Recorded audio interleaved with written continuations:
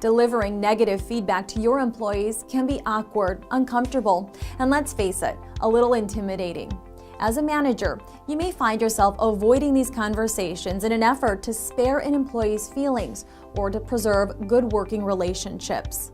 Welcome to HR Over Coffee, a video series from the experts at HR 360, where we explore compelling and timely topics in HR and benefits management.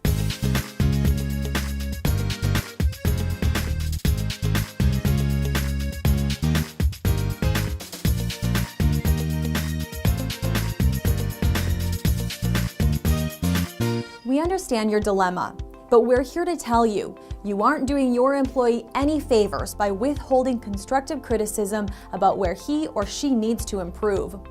Think about it. Their performance isn't up to par, and by avoiding the uncomfortable conversation, you're depriving them of the opportunity to make necessary changes. We advocate providing constructive feedback regularly, rather than waiting for a formal review. That being said, you do need to pay attention to the language you use when having these types of conversations. Most important, you need to avoid any language or description of the employee that might be discriminatory according to state or federal labor law. A good rule of thumb is to be factual and confine your comments to the employee's performance rather than personality, as these types of remarks can be interpreted as a personal attack. An example of words to avoid would be descriptions such as sloppy or messy, which sound like value judgments rather than an appraisal of performance. While every workplace and situation is different, the following are some guidelines and helpful suggestions on how to proceed. Start off by getting right to the point. Say something like, "The purpose of our meeting is," or "I called you here to discuss." Next, outline where you're going with the conversation. Use openings such as, "I have a concern about," or "There's a problem with." After that, fill the employee in on what you know about the situation or performance gap. Preface your thoughts with phrases such as, "I saw," or "When I was informed of the problem, I looked into it by." Next, carefully outline the consequences that await if there is no improvement in performance. Try using phrases like, "If I see no improvement," or "according to company policy."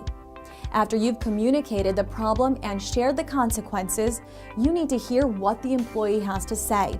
Invite such dialogue with questions such as, "That's my take on this situation, but what's your view?" Or, "Is that the way you see things?" When discussing the situation, be careful not to use phrases such as "I understand," which can be misinterpreted to sound like you accept poor performance. Next, communicate a plan of action.